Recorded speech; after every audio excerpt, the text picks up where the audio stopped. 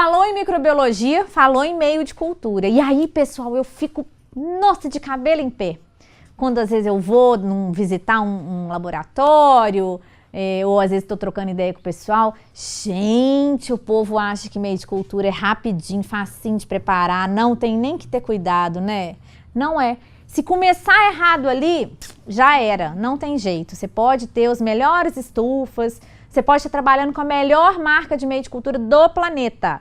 Se você não seguir alguns cuidados, as recomendações do fabricante para produzir, para preparar aquele meio de cultura no seu laboratório, não dá para confiar em resultado, tá? O que é o meio de cultura, né? Os cuidados aí com os meios de cultura desidratados. Graças a Deus, hoje em dia, a gente não precisa mais misturar um cadinho disso, um cadinho daquilo outro. Eu fiz um meio de cultura. É um pozinho com água, às vezes tem um suplemento, mas é mais fácil, né? É um pozinho desidratado. Então, abriu, ele fala, aguinha vem em mim, tô passando sede. É higroscópico demais. E aí, você já começa a ter problema se deixar ele absorver a água ali, ele não vai, a qualidade dele já vai cair. Fotossensível. Alguém já viu o meio de cultura embalado em frasco transparente? Tem uma razão, pessoal. Tem alguns constituintes ali dentro que estão relacionados às reações bioquímicas que a gente espera que os micro-organismos tenham, que são fotossensíveis. E aí o mais legal, que tem uns que depois de preparado, tem que ser acondicionado no escurinho. Alguém aqui já guardou meio de cultura em frasco âmbar ou enrolou em papel alumínio alguma vez na vida? Ai, que linda, ela sempre me surpreende positivamente, ela sim. Porque existe, alguém já ensinou para ela, ou ela leu o manual, tá escrito lá, né? Precisa, porque... Não, lê rótulo. Lê rótulo que tá escrito lá. Um que eu vou lembrar agora de cara é o da RBC, que é um dos meios de cultura que não é o que tá na Instrução Normativa 63, que é o para bolores e leveduras, tá? Mas existem outros, aí a gente tem que ler. Não utilizar caso se perceba alteração de cor ou presença de umidade, no frasco ainda, tá? Preparar e estocar conforme a orientação do fabricante. Então, você tem que olhar se é no escuro, se por acaso, às vezes o meio de cultura você compra ele pronto, já preparado, placa pronta, tubo pronto, ou algum suplemento.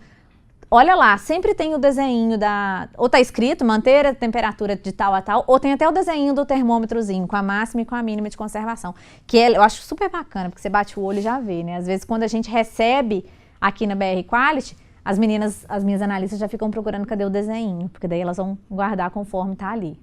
E conferir se já chegou naquele jeito também. Preparar e estocar conforme a orientação do fabricante, utilizar água destilada ou deionizada. Pessoal, eu tenho que utilizar água de qualidade, água muito pura para não ter interferência nenhuma ali com os meus constituintes do meio de cultura. Então, tem que ser água destilada, tá? Não pode ser, ou deionizada, não pode ser água da torneira. Ah, mas eu tenho um poço, uma mina, então não vai rolar, tá? Tem que ser essa aí. No preparo de meios contendo agar em sua formulação, então tudo que ficar sólido depois que eu preparar, deixar hidratar por cerca de 10 minutos antes de iniciar o cozimento. Pessoal, isso aqui é regra de ouro e quase ninguém tem esse cuidado. Na pressa, na correria do dia a dia, imagina, Carol, que eu vou pesar, botar água e ficar esperando 10 minutos antes de começar a cozinhar. Só você se organizar, isso não vai mudar em nada, não vai aumentar em 10 minutos a sua rotina, eu tenho certeza disso. Pesa tudo que tem agar. Pesa, coloca a água, mistura com bastão de vidro e deixa descansando 10 minutos. Qual que é a importância disso? Tem agar, um dos constituintes é o agar. Nesse tempo, a água vai hidratar bem o agar. Você vai ter o agar. O meio de cultura vai ser mais lisinho, vai solidificar mais fácil, vai estar mais homogêneo. Todos os lugarzinhos ali da placa vão estar bem homogeneizados, bem equilibrados em termos de nutrientes e coisas. Isso é super importante, isso é regra de ouro. Quem não faz isso, faz o teste, depois me conta. Faz toda a diferença, pessoal. Esse é o segredinho master, tá? Então, para preparar um meio de cultura, primeira coisa, eu vou usar luvas, máscara e óculos. Por que é importante usar máscara quando eu vou pesar o meio de cultura? Levanta muito pozinho. Aquele pozinho, além de fedidinho, é tóxico. Então, usem a máscara, tá? Luva vai da regra do seu laboratório, tá? Você não usa a mão em nenhum momento, porque você pesa com espátula, então não tem contato. E a luva, às vezes, se você não for uma pessoa muito disciplinada, você acaba sujando muito mais a luva porque você acha que, tipo assim, nada vai chegar em mim porque eu tô com a luva. Então, cuidado que a luva também requer higienização. E óculos de segurança, normal também, o pozinho não é legal vir nos olhos, tá? Meios desidratados armazenados adequadamente e água destilada ou semelhante de boa qualidade, nós já comentamos. Então, eu peso na balança, de preferência calibrada, dissolvo e espero até dispersão total. Aí, se for um meio que contém água, antes do aquecimento da fervura, o segredo do sucesso são os 10 minutos de hidratação. Se não, já vai direto para, se for meio caldo, né, sem água, já vai direto para distribuir nos frascos de armazenamento para esterilização. Aí, quando tem água, aquece até fervura. Cuidado, leiam o rótulo. Às vezes, um mesmo meio de cultura, de marcas diferentes, vão ter tempos de cozimento diferentes. Você vai pegar um e vai estar escrito assim, aqueça até fervura, quando levantar a fervura, desligue. Não está escrito nesse português mineiro, não, tá? Está escrito até fervura, não tá, levantar a fervura, desligue, isso é a gente que interpreta. E o outro vai estar escrito assim, aqueça quando começar a fervura, marque 1 minuto, 2 minutos, 3 minutos. Então, leiam sempre. A regra, a dica, na verdade, é a seguinte. Tem um formulário, um receituário de preparo de meio de cultura. Eu fiz esses dias para um cliente, que eu não vou falar quem é, óbvio, né? Mas eu fiz e o cliente vai lembrar. Quando ele assistir isso aqui, quando ele se estiver vendo aqui agora, ele vai ver. A gente fez. Então, tem lá o meio de cultura tal, quais são as marcas que eu uso no meu laboratório e como que prepara cada marca, o cuidado de esterilização. Façam isso no laboratório de vocês. Vai dar um trabalhinho no começo, na hora de fazer, mas depois você bota lá na sala de preparo de meio de cultura, ó, show de bola, funciona que é uma beleza. Então, distribui em frascos com capacidade de 1, 2 ou 3 vezes o volume do meio. O que é isso aqui? Pessoal, não pode entupir tacar em cima não, tá? Por quê? Principalmente agar. Na hora que você for refundir esse agar, como que você vai conseguir distribuir um negócio aí? Não tem nem lugar para o calor circular ali dentro. Tá tudo cheio de meio de cultura. Então, não enche. Normalmente, a gente que usa, por exemplo, frasco de 250 ml. A gente põe até os 150, 180, por ali, a gente não enche, deixa um headspace, aquele headspace ali é importante. E esterilização, quando indicado, porque a gente conhece meio de cultura que a gente prepara, que não precisa, não deve ser esterilizado. A gente já fala disso. Suplementação quando o caso, identifica, estoca e no momento de usar, prepara para uso. Quem lembra aí um meio de cultura que não deve esterilizar? VRB, é o que vem na cabeça de todo mundo, tá? Que é o mais comum. Existem alguns meios de cultura, inclusive relacionados à pesquisa de patógenos também, que acontece isso. Qual é o cuidado diferente, qual é o cuidado plus a mais que eu tenho que ter quando eu vou preparar um meio de cultura que não deve ser esterilizado? Olha só, de preferência eu vou usar espátula estéril na pesagem, tá? Depois que eu cozinhar o meio, eu matei todo mundo, mas eu não preciso contaminar o meio cá dentro e deixar, é meio, vai crescer. O povo que não gostava de muita água já começa a crescer ali dentro do frasquinho mesmo. Então, eu peso com isso, uso espátula esterilizada, faço essa pesagem da forma mais rápida possível, pego a água destilada, normal, tá? Coloco, hidrato, já tampo ali na hora de hidratar, deixar hidratando, deixo tampadinho, vou com ele ou pro banho-maria ou pro fogareiro. Acabou, levantou a fervura que tinha que levantar de acordo com a marca, eu vou verter isso em frasco estéreo. Carol, mas tá super quente, a hora que cair dentro do frasco de vidro vai matar todo mundo. Eu que não vou arriscar. Vai que tem um lá que não morre. Então, é um cuidado plus que a gente toma, tá? Então, a esterilização. Os meios, eles são muito sensíveis ao calor. O agar, se for aquecido demais, ele acaba prejudicar, a capacidade de gelificação dele fica prejudicada. Existem alguns indicadores de pH, alguns outros sais que podem, na temperatura muito alta, inativar, desestabilizar, precipitar, e aí, no final da história, quando seu meio estiver pronto, tá uma bagunça, um samba do crioulo doido, uma sopa de legumes, mas não é meio de cultura, tá? Então, cuidado aí com o calor. Quando a gente fala de esterilização em calor úmido, a gente fala de autoclave 121 graus 15 minutos. Cuidado! 121 graus 15 minutos é uma convenção que pode ser contrariada dependendo do fabricante. Eu tenho um meio de cultura aqui que o ciclo de esterilização dele recomendado é 118 graus por 30 minutos. Está escrito no rótulo.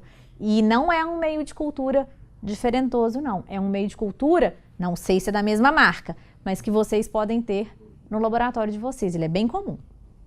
Então, verifiquem. Eu não estou falando qual que é para vocês ficarem instigados a entrar no laboratório e olhar rótulo por rótulo, vocês estão fazendo tudo certinho. É proposital. Eu não vou contar qual que é. Só estou dizendo que é um meio de cultura que vocês têm. Talvez a marca que vocês usem siga essa convenção. Mas tem uma marca de um meio de cultura comum que é diferente. Um que eu estou lembrando. Tem uns outros aí também. Mas esse é porque é muito comum. E o monitoramento, né? A gente tem que saber se a nossa autoclave está funcionando direitinho. Dá para o manômetro tem que ser calibrado? Tem que ser calibrado.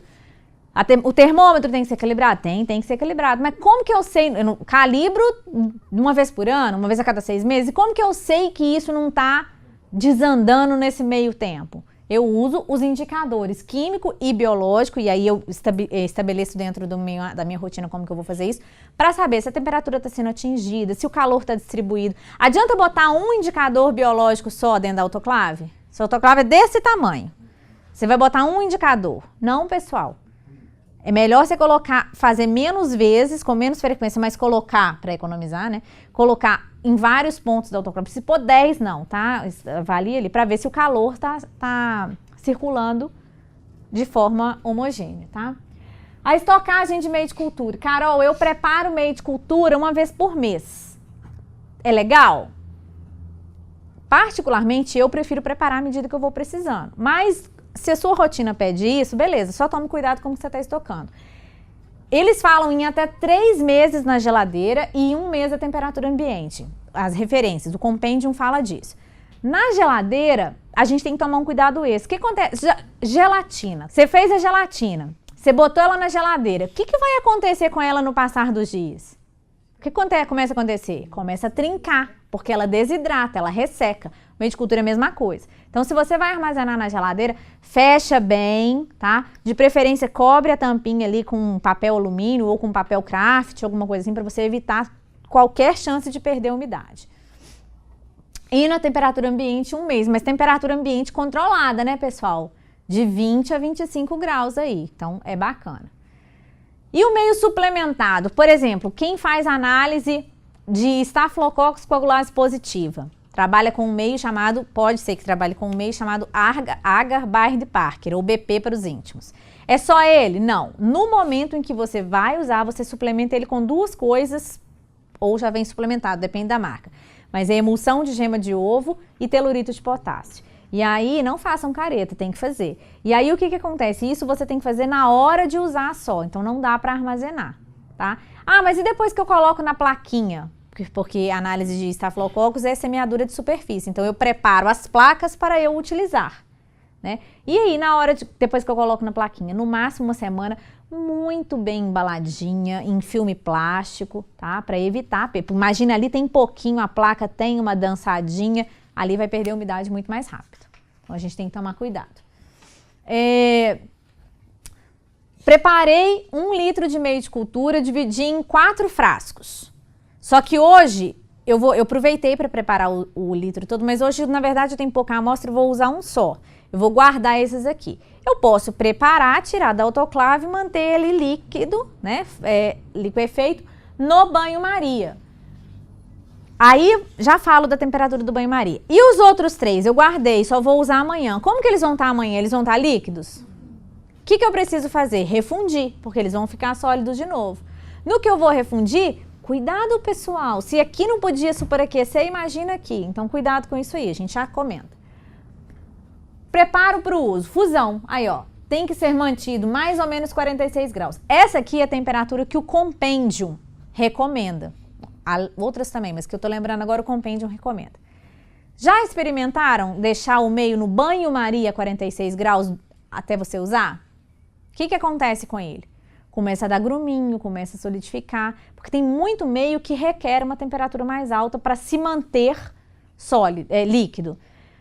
Qual que é a dica que eu dou para vocês? Aqui é 46 até 48. O que a gente costuma falar para o pessoal? Gente, deixa no banho-maria 48 até 50, mas cuida para que na hora que você for adicionar o meio na placa, sob a amostra, inclusive, sobre a amostra embaixo, você tira, leva para o fluxo, espera um pouquinho, porque daí nesse período ele já perde um pouco de calor, tá? E aí quando você verter ele na placa, que você vai conseguir pegar ele na mão, não vai queimar sua mão, aquele truque todo que a gente usa, você vai, já vai ter esfriado, então não vai matar o bichinho que eu tô querendo pesquisar, tá? Já vai ter chegado nessa temperatura ideal aqui. Então você pode manter ele mais quentinho, no máximo 50, mais que isso desestabiliza ali os constituintes bioquímicos, tá? Mas na hora de verter na placa, enquanto tá no fluxo, fechadinho, tá? Espera um pouquinho para ele chegar naquela temperatura de mamadeira de criança que você consegue pegar. Suplementação, também quando eu vou adicionar a gema de ovo, telurito ou qualquer outro suplemento que eu tenho que adicionar, eu tenho que adicionar nele mais frio, 46.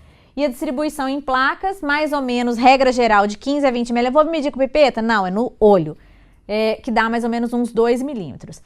Aí, além de ser prejuízo econômico, quando a pessoa enche a placa desse, fica até bonito, né? Mas enche a placa desse tamanho, além de ser prejuízo econômico, aquilo ali pode, muitas vezes, como tem alguns componentes que são tóxicos, podem ser tóxicos, muitas vezes aquela concentração excessiva, ocupar o espaço todo, não dando, da placa, não dando... não sobrando espaço para oxigênio, enfim, vai ser prejudicial. Então, essa quantidade é importante, tá? Eu esqueci de falar aqui em cima que os meios de cultura sensíveis ao calor são sensíveis ao calor. E esqueci de falar quando você esteriliza por filtração. Existem alguns, isso é muito aplicado para suplemento, telurito, ácido tartárico. Esses suplementos você não esteriliza. Apesar de você usar eles numa quantidade muito pequena no meio de cultura, e ser um sal, por exemplo, esses 2 exemplos que eu dei, tipo, qual que é o risco de ter uma carga microbiana ali? É pequeno, mas você pode e deveria esterilizar por filtração, tá? Então, tem uma membraninha filtrante, tem uma bombinha de vácuo, e aí você esteriliza para o frasco estéreo. Passa aqui, vira lá em cima no copinho, a marca comercial é Steritop, mas é um funil de filtração para esterilização. E aí tem a membrana específica. Você passa, recolhe o filtrado num frasco estéreo e aí tá pronto. Tá? É legal isso. Complicado, mas é legal de fazer às vezes. Pra gente aqui no laboratório, na BR Quality, não é porque é nossa rotina, mas eu sei que na indústria, às vezes isso é mais difícil, mas é importante. Então, voltando aí os controles importantes, né? O controle da eficiência de esterilização, então nós temos os indicadores químicos e os indicadores biológicos. Aqui tem exemplo de 2 marcas comerciais. Vocês sabem como que funciona isso aqui? Aqui dentro tem uma cultura, tá? De esporos. E aí, quando você submete isso aqui, coloca isso aqui dentro da autoclave, depois você tira, você tem que incubar. Por quê? Para dar tempo, se o esporo não tiver sido eliminado, ele vai voltar e aí ele vai alterar a cor dessa culturinha que está aqui. Então, se eu, depois da incubação, o meu controle biológico alterar a cor, ruim para mim, deu ruim. Se não alterar, opa, tem certeza que quem estava ali dentro já foi, subiu no telhado, tá? E outro controle importante, a maioria do pessoal não faz, porque acha que vai ficar muito caro e de verdade não vai, ou porque acha que vai gastar muito tempo, de verdade não vai. Todos os dias, quando você estiver analisando, principalmente referente ao lote que você produziu de meio de cultura, você deveria incubar uma placa só com meio de cultura, uma placa onde só o diluente vai junto com o meio de cultura, para você descobrir o quê? Se no material que você tem certeza que está estéril, que está sendo utilizado para fazer crescer ou selecionar quem você quer que cresça ali, tá bacana, tá funcionando. Então, quando você pega uma placa de meio de cultura estéril, sem inóculo, sem amostra, e incuba, se crescer alguma coisa, de onde que veio, pessoal? Do próprio meio de cultura, ou da placa, ou de algum lugar. E aí, o que que faz nesses casos? Refazer, reamostrar. Eu já vi uma pessoa me contar uma vez que ela fazia assim, se na placa controle cresceu uma colônia, nas outras todas ela desconta 1. Não pode, pessoal. Isso não existe. Isso é, tipo, muito querer ser feliz com pouca razão, tá? Não rola. Então, ali tem um indicativo, é um indicativo qualitativo. As coisas não estão bem. Então, eu repito. Tá? Repito e vou ver o que está dando errado, por que está contaminando. Ficar repetindo e não resolver o problema, vou investigar. Né? Vou pôr meu chapéuzinho de Sherlock Holmes, pegar minha lupinha e vou caçar no laboratório o que está acontecendo de errado ali. De qualquer lugar. Às vezes, pode acontecer de ser no momento da manipulação. O que a gente tem hábito de fazer? Quando a gente faz essa placa controle, o que a gente acaba fazendo? Deixa para o final. O que sobrar de meio no frasco. Ah, sobrou meio, hoje eu vou fazer placa controle. Não é? A gente faz isso. E aí, tipo, não tá representando a sua condição do momento de análise ali. Então, isso é importante a gente fazer.